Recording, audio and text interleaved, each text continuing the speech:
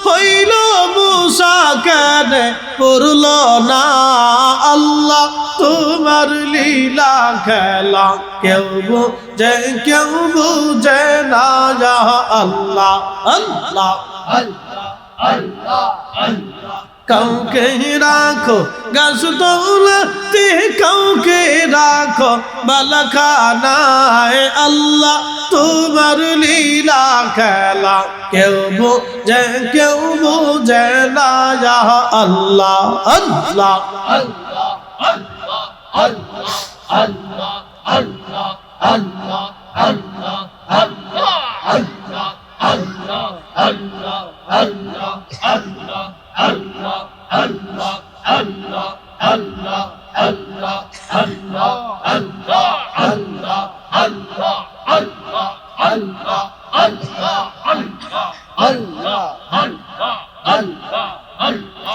লা ইলাহা ইল্লাল্লাহ মুহাম্মাদুর রাসূলুল্লাহ সাল্লাল্লাহু আলাইহি ওয়াসাল্লাম। মুকদ্দমা না যে সরাসরি আলোচনায় চলে গেলাম। রাত্র গভীর, খুব মনোযোগ দিবেন।